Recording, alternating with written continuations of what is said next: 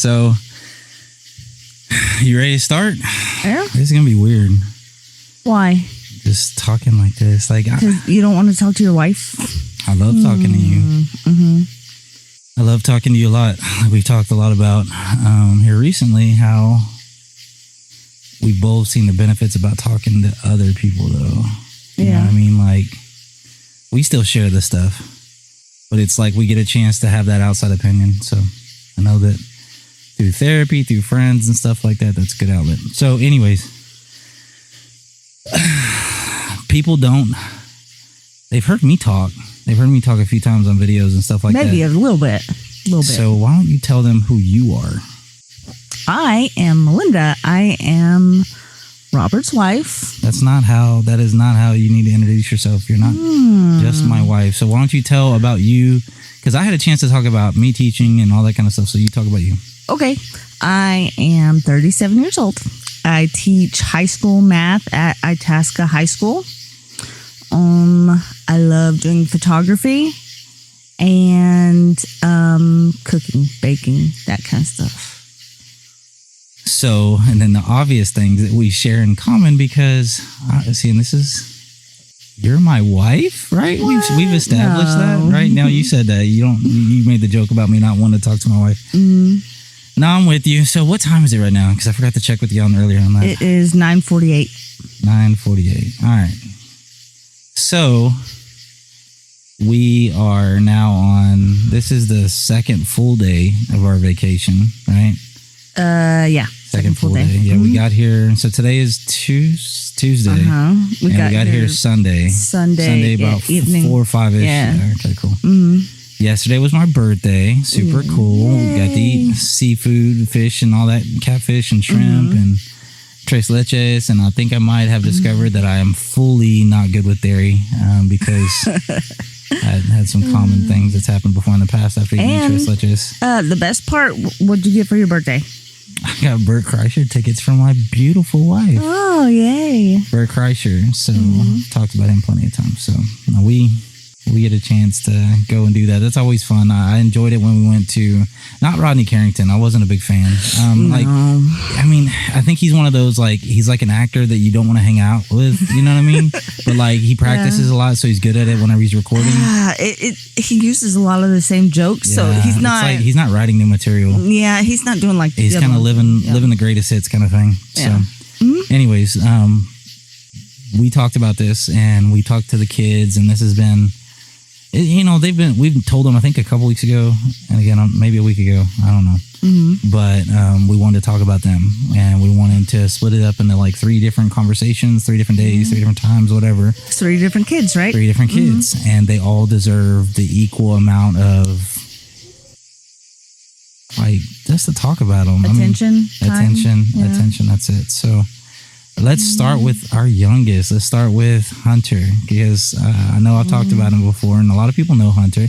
A lot of people know Micah. A lot of people know Madison too. Yeah. But let's do Hunter. So Hunter just has a way with people. He doesn't know a stranger, so people just really seem to connect with him a lot easier. Where Madison and Micah will get shy, but Hunter he'll climb right up in your lap. Yeah. So Hunter, so, all right, I'm doing the age thing again, so give me a second. So I know Madison is 12. She's going to be 13 in August 11th. I know Hunter is a year younger, so he's 11. He's going to be 12 in January, and I don't even want to guess, baby. You already know. January, like, so just to see January 15th, not even close. No, January. It's 1 month after Christmas. January 25th. Okay, so the 5 stay true with me, and so I think that's so interesting. It's not about me. Anyways, Hunter. So, man, this has been different. Like, I mean, it's been different, like, for a lot of reasons. He's our first boy. We have Madison, and she was like a fireball, like straight out the gate. Yeah. Like, and you put freaking bows on her head all the time. Who was that I was talking to the other day? Do you remember right after we had Madison and you were like, oh my gosh, she's the quietest baby? You said that in the hospital. I don't remember that. You jinxed us. I don't think that actually happened. There's a lot of things that you say, and I truly remember them a different way than you do. Well, There's the truth and then what you remember. So Hunter, he's going to be 12. He's going to be going into fifth. Yeah. Fifth grade. I'm a teacher. I teach seventh grade. And again, it's like ages, years, Okay. dates. I always forget, and especially because he took the same grade twice. Yeah, we held him back in pre-K. Pre-K. Yeah. Yeah. So that's my thing, because usually I can line it up with ages, but you know. Well, and the hard part is Madison and Micah's birthday. They're the young ones in the Yeah. grade, you know. So even if Hunter was on the right track, he would be like in the middle. He wouldn't be the youngest or the oldest. But now he's gonna be the oldest. Yeah. So Hunter, wow. All right, so we moved to Hillsboro. Madison, well, first of all, we met in Fort Worth. And, you know, we both worked at Sam's Club, and that's a whole different story. We're going to talk about that because this is for Hunter. So we had Madison. We moved to Hillsboro, right? And then we had Hunter here in Hillsboro. So then you were working for the post office in Hillsboro, delivering mail as a rural. Started in Corsicana. Starting Corsicana, that's right. And then when I was pregnant with Hunter, I got to go to Hillsboro. And I was a rural mail carrier. So those people that don't know, like basically it was in our town, you buy your own vehicle, and it's like you get a junker that at least runs, and it makes it somewhat easy to go ahead and deliver mail through both sides of the car, the passenger side and the driver's side. You know, just for safety reasons, driving on the correct side of the road. But so yeah, that was different. So you had him, you were pregnant with him and still delivered mail. I remember that. Yeah. I remember like you calling me and you had a flat tire and like you got lucky because like a nice guy or a couple folks drove by or something like that and they helped you out. Yeah. As you were pregnant. So like you were pregnant with not him. Not every time though. Yeah, you changed them yourself. Like yeah, absolutely. And we're talking about an Explorer. So how far along were you? Like, you know, how long were you still working for the post office before he was born? Oh man, pretty much right up until I had him, because you know they had to induce, and so we knew exactly when he was going to come. But I mean, I did mostly the city route that goes 2 miles. Yeah, a walking route. Yeah. And I would always have people coming up to me like, "Oh my gosh!" But I'm like, "This is, you know, I mean, this is life." Yeah, I mean, I worked at Sam's and lifted heavy pallet stuff when I was pregnant with Madison. But you know, as long as you maintain your same level of activity and it's okay with the doctor, they say go for it. So wow, like you really did it like all the way till the end. That's crazy. So you had Hunter, we had Hunter. Yeah. And did you go back to the post office after having Hunter? Yes. Yes, because that's when Mona stepped in and watched both of them. Mona was a babysitter for Madison and Hunter. Yeah. So, all right. So we'll kind of skip ahead on that so we can really get into Hunter. So, so we lived in Hillsboro the entire time Hunter has been alive. And we really started noticing something different. And like, and I want to tell my memory of it. And then you correct me, because I think I just dream stuff and put it together and make a sentence or a story, whatever. But like, I want to say he was 2 and we started noticing something. Was it 2? No. It was 3. No. 1. It was a little bit before he turned 1. He was hitting all of his milestones late.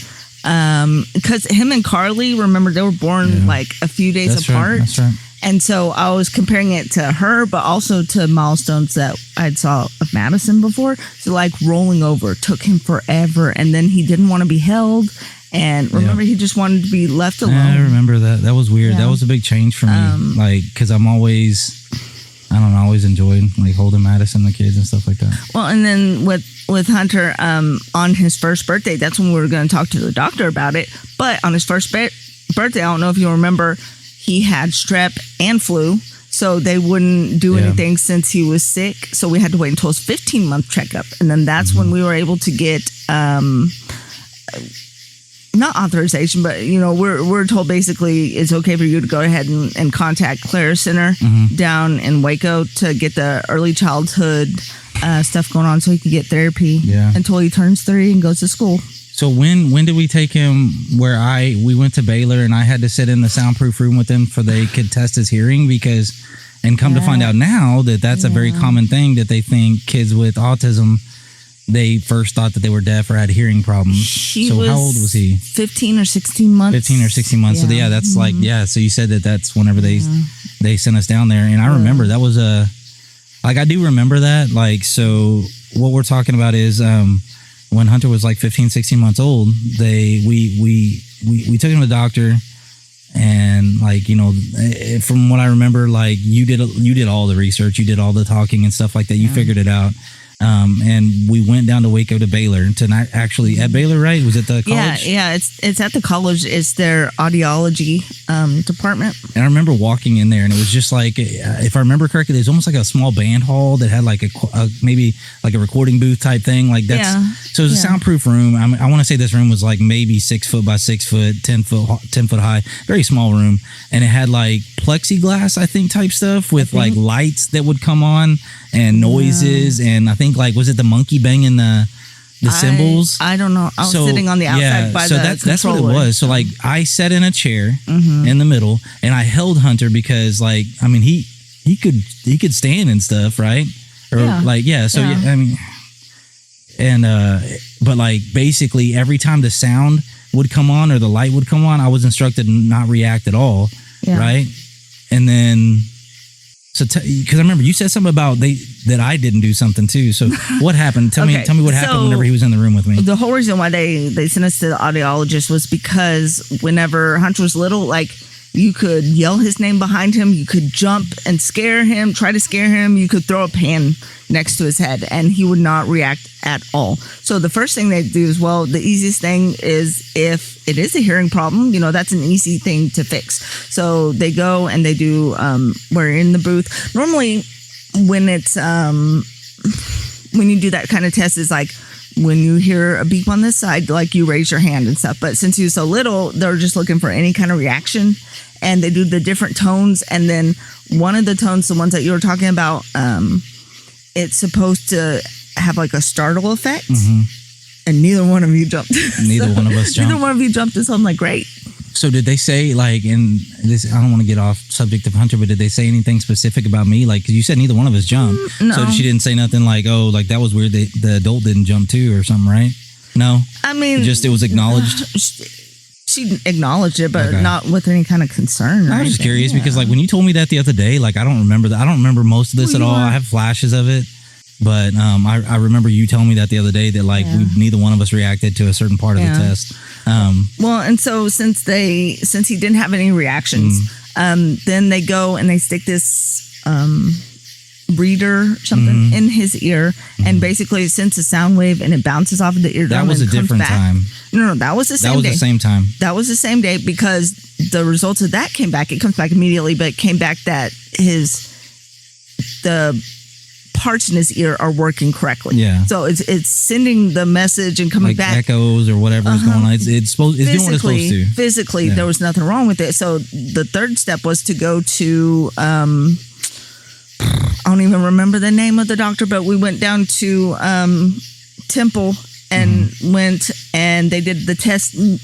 They do it on newborns. When they're first born, they put like the sticky things on their head. Yeah. And basically they send signals to their head to see if they get the brain activity from the sound. So basically they did that with him. He was, it was right after Madison's birthday. So he was a year and 8 months. Yeah, so it was 2 or 3 months after we did the test 20, with me and him, the one where we were in the room and stuff like that. He was about 20 months old. And they put him to sleep, right? Or no? Yeah, so like that was scary. So like I remember a few times like in our kids' lives that like obviously I would have been super scared. And that was one of them. And then Micah, whenever they had to put him to sleep when he was 3, right? It was 3 when he had the surgery. Was it 4? 4. He had the knee surgery because he had that small tumor on his knee, and that was a whole ordeal. Yeah. Crazy. But anyways, so they tested him and they said everything was good. Yep. Yeah, that's right. So and then say, well, what do we do next? Yeah, they're like speech therapy. Like, great, perfect. Yeah. So that's when the Clare Center started coming in, and they started to do the therapy, the occupational, physical, behavioral therapy. Yep. Which he did not get diagnosed until he was 3. Yeah, and that's the thing. That's like what they say now a lot of days now. It's so hard. It's very hard. At first, people are like, "Oh, you don't know what you're talking about." Like, we can't tell that they're autistic until a certain age. And I'm like, really? Because that's what the diagnostician at school told me. And I'm like, I promise you. But isn't that messed up though? Like, so like, I would question why that is. Like, and here's something, like, because like in our experience, they don't prescribe, like they didn't prescribe anything for Hunter. You know what I mean? So it's like, so think about it. Like, is it really that they don't want to, if they're worried about the child and diagnosing them too early, for what reason? Like, if like you put a label on him, a diagnosis, and like you think that that's gonna like make him not develop as easy, like, yeah, if you give him a drug that you give him early on in life, they say not to do that. So I really don't understand why they wouldn't want to diagnose him. Because it's a lot easier to just say, let's wait. They normally do like a specific learning disability, or there's a couple of other ones that are just very general for kids who are between 3 and school age, which is 4. But for autism, especially through the school, if you're getting any sort of services, you have to meet the certain criteria, and it has to be pretty profound and very detrimental to their education. So, I mean, of course, when we took Hunter when he was 3, the psychologist or psychiatrist, I don't remember which one. Anyways, they came down, and you know, I knew he was autistic at this point. You knew it was. And so what's funny is we're sitting there, I filled out on the forms, talking to the guy, and he's like, well, it's very obvious he's autistic. And I was like, thank you. And he's like, you're not upset? And I'm like, no. I said, we knew what was going on. And you know, he said it was moderate to severe at that age. So but I mean, and he was 4, right? And that was it. That was when he was 4. No. This is when he was 3. 3. Well, it was like a few days before he turned 3. Yeah. Okay. So, yeah, he's. I mean, and really, like, nothing really changed with us. Like, once he had a label, other than it was like kind of like one of those, like, okay, like validation for what the research. I know the research that you did and the communication you did. Like, I don't know. You tell me. I don't want to put words in your mouth. I mean, I did a lot of research and everything, trying to figure it out. It's not like anything changed, but kind of like it kind of made it more concrete. And what people don't talk about a lot is you almost like you go through a grieving process, because you sit there and you imagine everything that your child's going to do, all the stuff you're going to do with them. You think about, like with Hunter, it's like, oh, he'll get to do sports, he'll do this and that. That, you know, that just kind of went out the window. Is he going to be able to go to school? Is he going to go to college? Is he going to have girlfriends? Is he going to get married? Is he going to be able to move out? So even though he was 1, that still all rushes through. And I remember sitting in the bedroom crying and then feeling horrible, because I'm like, why am I feeling like this? There's nothing physically wrong with him. He's fine, but it's just, it's grieving that life that you thought that you would have and he would have. Like, and I get it. Like, you were talking about him, but like we're a part of our kids' lives. Like, and I know you know that, but like, it's like when you're younger, you start to draw up in your head what your life, what you want it to be, what you think it can be, and all that kind of stuff. And it changes. Things along the way change it, and this was definitely one of those that it changed it. But that's the thing.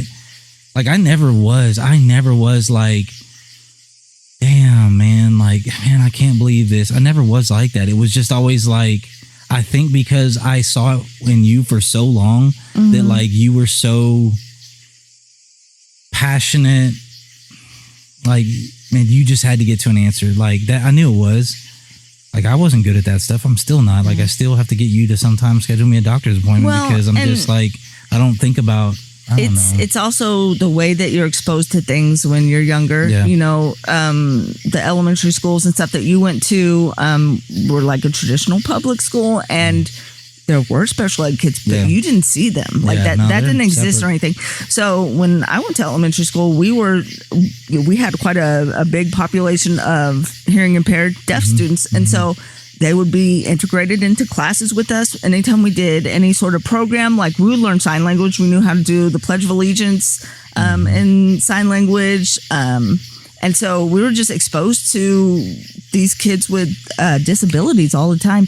And so to me, it's like, oh, it just kind of made it easier going along, and just kind of like, oh, well, if you go to school, you can get stuff done. Because I went through speech when I was little. Jason went through speech when he was little. He was very hard to understand. And so before he went into kindergarten, because they didn't have pre-K back then, but he went in there and worked with a speech therapist a lot. And so, just thinking back, I was like, oh, well, I must have had like an art meeting and everything, and Jason did too, but you don't think of it like that. I thought it was really cool. I could go see the speech therapist and we'd go play games, Like, and you don't think at the time that like that's helping you, but the game that like they had you doing, whether it be something that was like curriculum based or not, like it was just like Uno, you know what I mean? Yeah. Like the game of Uno, like there's so many applications for that, like mainly in math, but like for a younger age than that, for color recognition, and stuff like that. So, I mean, absolutely makes sense. Go ahead. I was just going to say, it's funny because, you think, like, I remember being in 5th grade and stuff, and they would take these kids out and they're going to content mastering. I didn't know what that was, but I'm like, they get to leave class and go to this other classroom. I was so jealous. Yeah. And, it's like, and then now it's like, oh my gosh, and now it's like, oh my gosh, trying to drag the kids, please go to this. This is going to help you. And they don't want to. Yeah. But I think other kids are jealous of them. And then I saw on Facebook somebody, it was a post like, all right, now that we're adults, tell me why you guys got pulled out of the classroom. Yeah. So people still don't know. Like it was, they just needed the extra help. But yeah, so he started getting, so Hunter started getting, he started going to therapy, having, he had an occupational therapist, a speech therapist, physical therapist, behavior specialist. He had a lot of stuff. So speech, like, did you already say speech? Yes, I think I did. If not speech, obviously. So, he started on all that, and then, started, he was in school, he's been in Hillsboro, so that's like, I really want to talk about, like, because you're talking about like the things that you realize that, like it's all hit you at once. You were crying in the bedroom because you're thinking about like, oh, is he going to get married? Is he going to have kids and all that kind of stuff? Is he going to find love? Is he going to have a job? All the, drive a car, like those, I have those same thoughts, but I really, and we talked about this a little bit the other day, but I think it's going to be good to talk about like one of the biggest fears that I have with him. And he's helped with that so much here over the last year because he has developed so much, but like he's a runner. And for those people that aren't used to that word runner, like I'm not meaning that he runs track and cross country. I'm meaning that in a spur of the moment, he could be 20 yards away from you before you even realize, like that's his thing. It's like it to him. And he's gotten better, but it's almost like a game. Like he'll let you know that he doesn't want to do what you want him to do, like walk with you inside of a store or walk across a soccer field to get to the other side.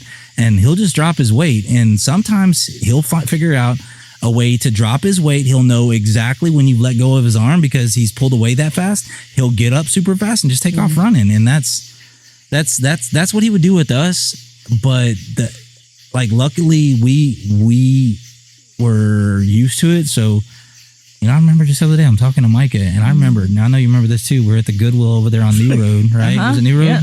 Waco Drive? No, Waco Drive, over there by the Sam's Club. And we're in there shopping, and we're checking out at the counter, and the doors are probably 10 to 15 feet behind us. Like we're facing, our backs are to the doors of the store. So we're inside the store paying at the register. Our backs are to the doors. Hunter, I mean, it was, 2 seconds maybe. I mean, but he had a lead time. He was standing with Madison and Mike. It's not like he was just off by himself. But like he had a couple steps, but his couple steps are better than most adults. Yeah. Better than kids his age at that time. He's fast, so he got out the door and he's running through the parking lot. And if you know what Goodwill I'm talking about, the parking lot's right there. You have maybe 40, 50 feet of parking lot. And before you get to Waco Drive, which is a 2 or 3 lane, busy, 50 mile an hour, maybe something like that. And it's always busy. So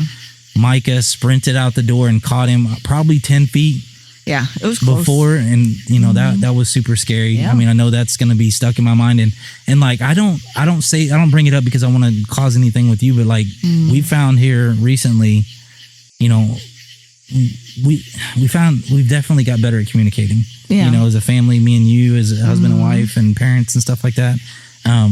And it's when we talk about stuff, it's not like you're like, oh, let's like relive this moment. It's you let it out, and then it's like whenever it does hit you later on, it's not going to be as hard. Yeah, I think yeah. so. He did that. He's got out of the house and ran. Like when I say ran, he got a block or two away from the house. Yeah, 4 or 5 times. Roughly that I can think of. So there's a couple times that he got out, whether it be that he went through the front door. Probably the first time was something like that. Like we were like in the kitchen, he was up at the front door. That's 20 feet away, and there's a wall in the way. So we heard the alarm go off, or maybe we didn't have an alarm, or I don't know.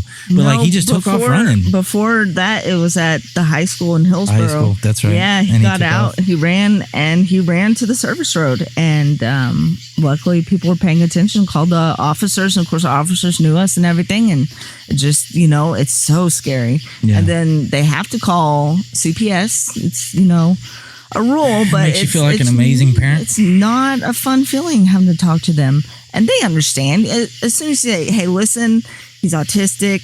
I was doing this. I got to him within this amount of time," and they understand. They know. And this is something that like I know that if we were just sitting here talking to people that we work with, our family and stuff like that, we wouldn't have to explain this. But if there's anybody that hasn't been exposed to a situation like this, I'll let you know. Like I can say this wholeheartedly: we're not bad parents. We never completely ignore our son. Like he's that fast. Just imagine if like someone was like intentionally trying to get away from somebody. That's him. That was him all the time, and he would be sneaky about it. Like he would not give you any indication that that's what he's about to do, and he would just take off running. Yeah. So he did it. He did it multiple times. So let's say that. I don't want to go through all of them because then I'm not going to remember them. We spend forever talking about all the specific situations, but I know there was a couple times that. And here's the thing, like. When he would get out, we'd fix the issue, right? And like, I'm not comparing. This is our son, so I don't have to justify this to anybody because you know what I'm saying. But I would compare that to like situations I've had with dogs in the past. Like with a privacy fence, like a wood fence, they would dig a hole, or a chain link fence, they would dig a hole. What do? You fill it back up with dirt, you put bricks in it, you put rocks in it, whatever. And what do? 2 weeks later, they've dug a new hole. Yeah. So it's a very similar with Hunter. Like we put a double-sided lock on both the front door and back door. I'm talking about like double-sided lock. Obviously. Double-sided deadbolt. Yeah, but it was double-sided deadbolt, so you have to have a key to get in and out. Both doors. We got new windows that have locks on them, like the different kind of locks. Better locks, yeah. Yeah, so like because there's been a time that he got out before we had those windows, and it was a screen. It was the window. Room, he got the window open. He pushed the screen, the security screen, or the little, the screen to keep bugs out. It was 1980s screen, right? So it was he pushed that out, and then he took off. And here's the thing that let me paint a better picture. When I say he took off, Hunter doesn't like to wear clothes. So for those that don't know him, obviously. He is autistic, but one of his things is his sensitivity is he don't like wearing clothes, man. He's like I said, he's gonna be 12 years old in a few months, and that boy be butt naked like in the front of the house with the curtain pulled back, and I'm like, please God, no one drive by that I know. Like, and the thing is, like, we'll correct it. And Madison does a great job with that too, like getting clothes on him and stuff like that. But like, man, like. You literally have to watch him and like duct tape them clothes on him because I remember he's got better at it. I remember he used to get home like from school and stuff like that. The second he get in, go to the restroom, he'd take off shorts, pants, shirt. They all go flying, and he's to do that in public. Yeah, he used to do that in public. So it's Micah did too. Yeah. Let's be honest. At Great Wolf Lodge, like he just pulled down his pants and showed it all to the world. But so that different circumstances. Yeah, but so it. Hunter's gotten better. Oh, they got fireworks or something. That was loud. Yeah, it's fireworks. So he's gotten a lot better. Hunter has gotten a lot better. And when I say a lot better, like you always hope that you see progression in your kids, like, and with Hunter it's just different because it's not the same progression that you would see out of another kid his age, like if you just put him in a line of kids the same age. So his progression that he's gotten so better in the last few months is like his anger. Like, I get it, like we all have bad days and stuff like that, but like his ability to speak to what he wants. Yeah. Like instead of just immediately like shoving something at you and just expecting you just to read his mind kind of thing. Or what he doesn't want. He doesn't just Yeah. scratch you or Yep. bite you. I mean, I tells still you. have scars on my Yeah, arm, yep. you know? So, yeah, It's- he's gotten a lot better. And part of that is, you know, because of the therapy, they work with him in Yep. speech, trying to get him to say sentences and everything. But another big part of that has been him being on the CBD. That has just So we completely changed the game. No, yeah, and that's something that I know that we've both tried the CBD, the oil gels or whatever. We tried that a couple years ago, or a year ago, and again, my time somewhere. We started them, but then we did with Hunter too, and we tried. And when I say we, like I was there and present, but it was you. Like you started them on what kind of gummy? Like just a straight CBD? Was it? Yeah, it was CBD, but it was a brand we got in Colorado, and it was like lemon lime flavored. Yeah, and he wasn't feeling it. Hated them. And he's not. We real- still have them. Yeah, and he's We not a still have big them, fan. yeah. Like we were even talking about today, the ones that he takes now. It's the Pelican, right? Pelican brand. They're the full spectrum gummies. So there's Penguin. There you go, Penguin. Yeah. So full spectrum gummies. So they have a higher dose of CBD than they have THC. It has a relatively low dose of THC. It's 25 milligrams CBD, and he takes 2. So he takes 50 milligrams a day of CBD. Of CBD, and then it's 2.5 or something. I don't know. It's very something low, small. like It's- 2.5 yeah. to maybe 5 milligrams of THC. But we've noticed a substantial difference with him on these gummies. I think he's getting older, but like we've seen like time periods of growth, and this is I would definitely say this is his biggest time period of growth, and I would say for the past 12 months, even though that it could be a little bit longer, could be a little bit less, but the last year, 12 months has been tremendously better. Like I haven't seen a time that I can remember in the last at least 6 to 8 months that he's tried to run. No, didn't? there's one. Yeah, I remember chasing him down the street, running as fast as I could. Yep, I do remember that. almost- Yep. I almost fell. It was bad. Oh, but he's gotten better. He's definitely gotten better. That kid's happy. He's happy all the time. So, I know we've talked a bunch about like his diagnosis and difficulties and struggles, but man, like that kid is he's the happiest kid I've ever seen. He is. All the time. Yeah. All the time. Well, Like when I say all the time, like I mean like if you put in percentages, we're both math teachers, so this is easy for us to understand. But if you put in percentages of if you just focus on the time that he's awake, Yeah. and then you try to determine what percentage is it that he's happy, physically happy that you could see him, 95. Oh, yeah. I'd put him at 95% of the day, like physically. I'm talking about you could be, down the street, and as long as you can make out an expression on someone's face, you would be able to know he's happy.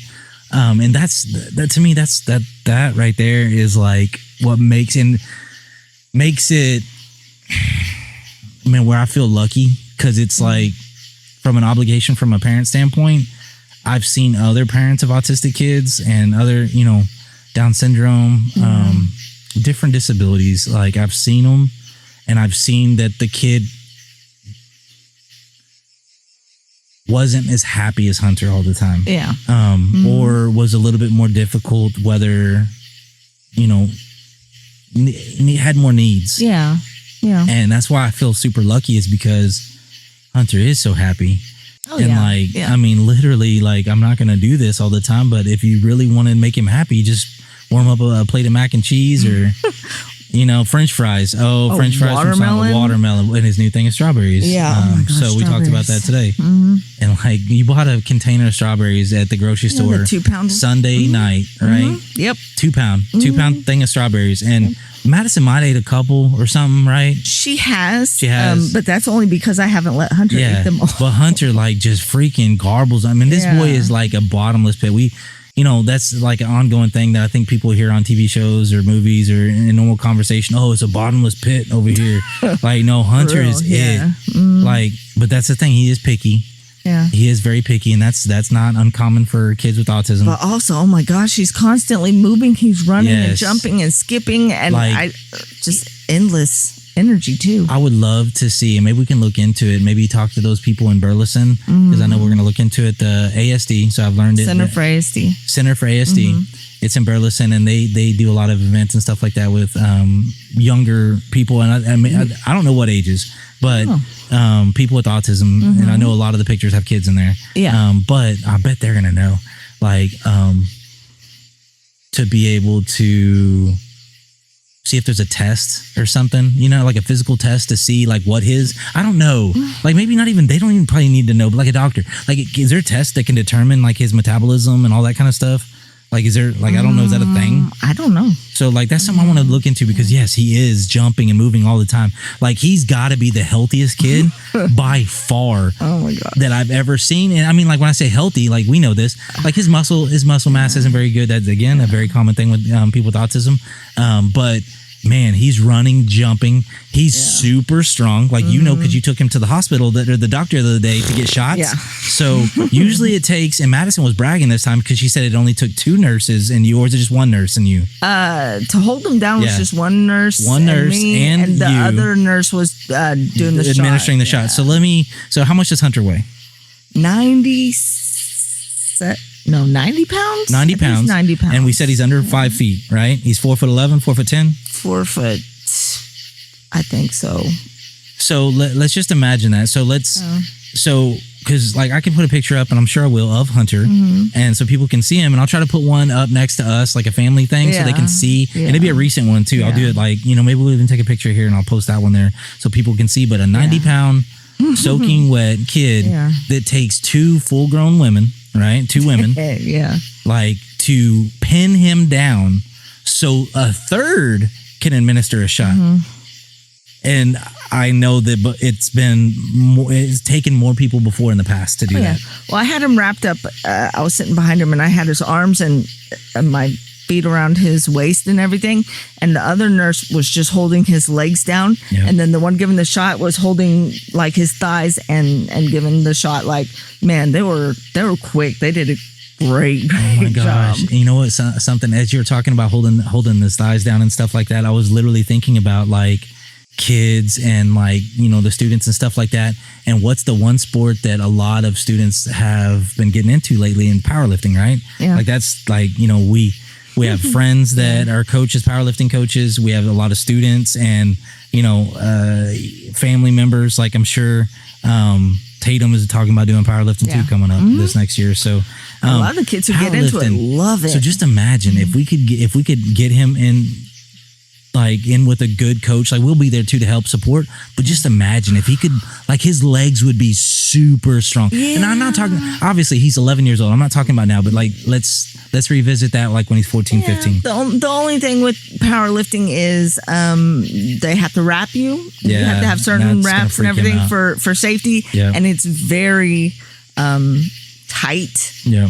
Most of the kids come back from powerlifting meets with bruises. Yeah, And that's I don't true. know that he would do that. And there's very strict rules. Like Yeah, in and Itasca, we had a kid go to not playoffs, but you know, like he made it far and he got disqualified because he had a hairband on his wrist when he did a lift. You know, so it's people don't think about it like that, but it's very strict. There's a lot very of rules. strict. It's very strict, and a lot of it is there for a reason, for safety and stuff like that. Yeah, and I absolutely. 100% get it.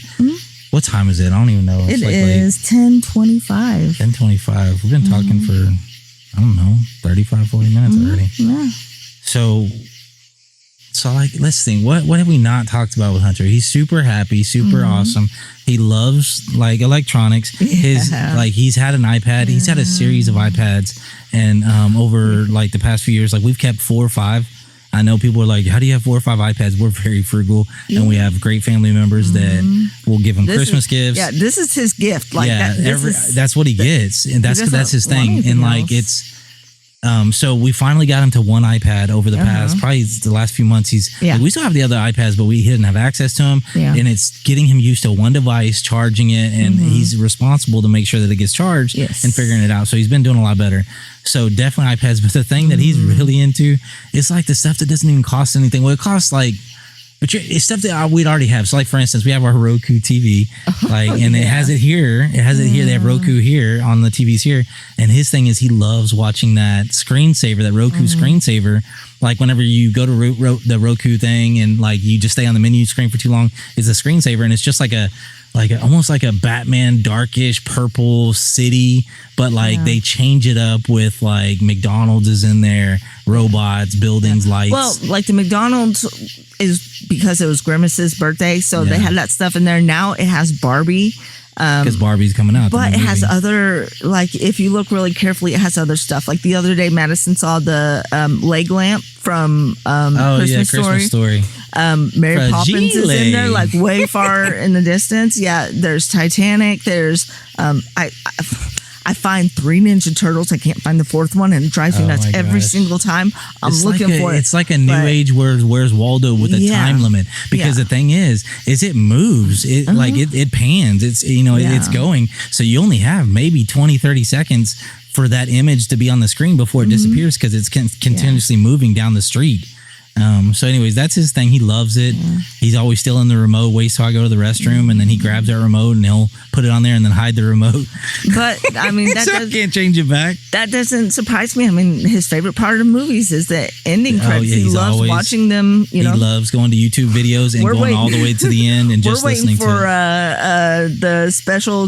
the cut scene at the end, and he's like, no, he wants to watch all the. Yeah, he likes watching the word scroll, and he likes usually the end music and the beginning music. So it was intros and exits. It was Live PD first. That was his thing. That he loved that. Oh my gosh, and Live there was PD. one ending where it was so sad. Somebody was crying because their brother died, but he just kept on over and over. He just smiling, laughing, just jumping. Like people are like, oh my gosh, what's wrong with this kid? Yeah. So Live PD, and then it was the first 48. I know that's one of the ones he likes. Yeah. So he likes the first 48.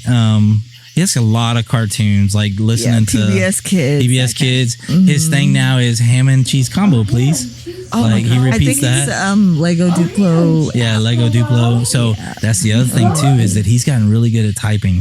Like not typing like the correct way when, back in our day they put the thing over the keyboard so you couldn't see what keys you're doing. Yeah. Not that, but like he can actually type out words. Yeah. Like, he's not good at spaces, but like he can spell. Yeah. He can do basic math, especially the memorization, multiplication chart, that kind of type stuff. But yeah, like that's the cool thing too. And then like I'm scared to see if Madison really would go forward with really showing him how to text, and really going with like using a texting app to text us like, I want more watermelon, please, because like it'd be cool. Pictures of watermelon. It'd be cool because we could he would develop more and he'd build that communication skill with us. But at the same time, holy geez, like luckily, hopefully it would be free for unlimited text and stuff like that, because literally he would figure out the emojis, he would do the emojis, he would do the GIFs, he would do all that, everything. And it would just be food he wants. It would just be whatever he wants. He'd find Roku. That boy would do all that. So like I want her to do that, because, and I say like Madison to do it because really that's our go-to. Yeah. Madison she loves that. She's like, she talks about she wants to do culinary and she's baked the cakes and done all this kind of stuff. But like, let's be real. Like the first time I probably told you that she's probably gonna be a teacher, and she's probably gonna be an amazing teacher.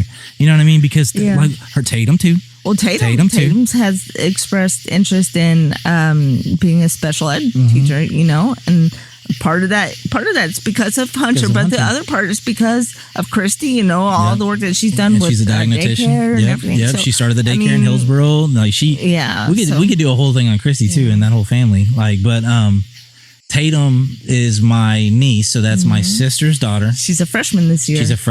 Going to Itasca. So Tatum has like a great relationship with Hunter. So like Hunter definitely loves Tatum the most. Like, it's because Tatum loves him, and they do fun stuff together when they're around each other, and it's like heartwarming to see it.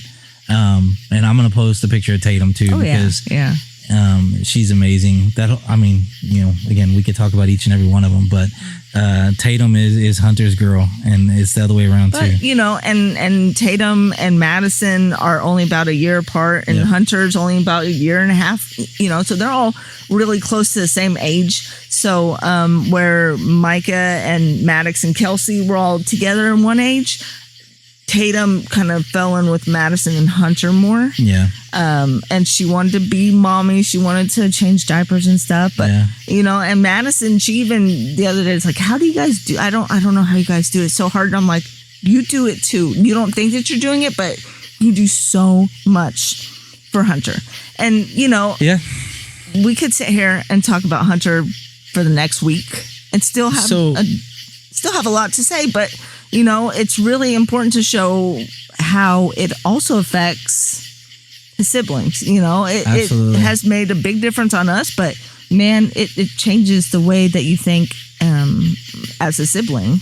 It absolutely, and I don't appreciate our kids enough for what they do, and like they don't see it like that. That's their brother, but.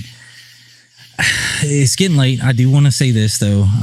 This is obviously being recorded. I say this a lot. And this is us talking and stuff like that. But when we talk about Hunter and we talk about these kind of things, the one thing that I really want to get out to anybody that might have a kid with a disability, especially autism, is don't stop. Don't just take one person's opinion, whether it be a family member, a friend, and they say, "Oh, we don't think so. I think he'll just wait a little bit." Man, I know insurance is not the same for everybody, but man, find a way to go to a doctor. Find a way to go to a doctor that can help you determine something, because the earlier that you get diagnosed, that's the better you can get services the occupational therapy. You don't even have to be therapies diagnosed to get those services. Yeah. You can get those services through school, through early childhood interventions. There's all kinds of stuff that you could get services for, even if it's not specifically autism. They might have some of the symptoms, but they can work on that. And even if it's not a disability, it only helps you get better if you work on specific skills, so whether you're diagnosed or not, it's important to work on things that are going to set you up for life. So you had a great point, and this is where I 100% am done.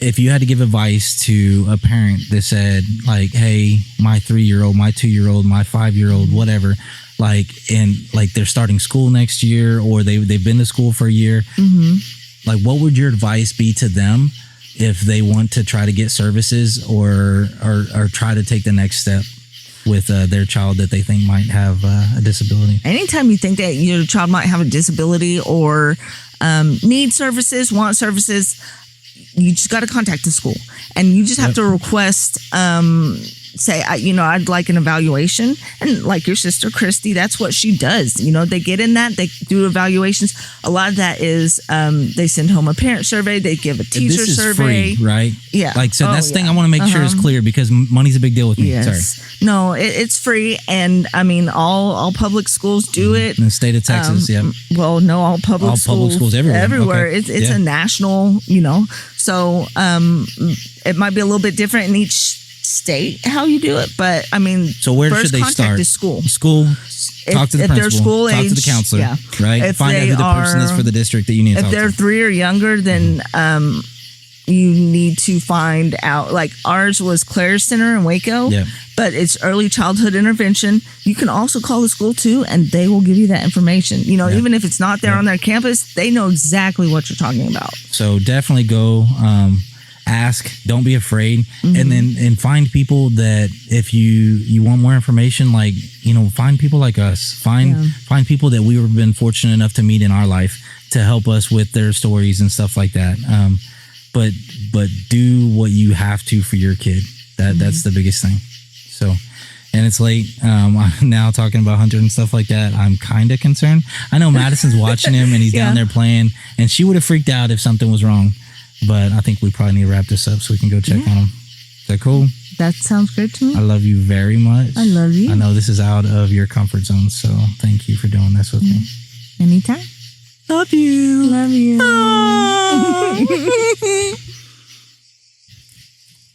Ready, set, go bananas.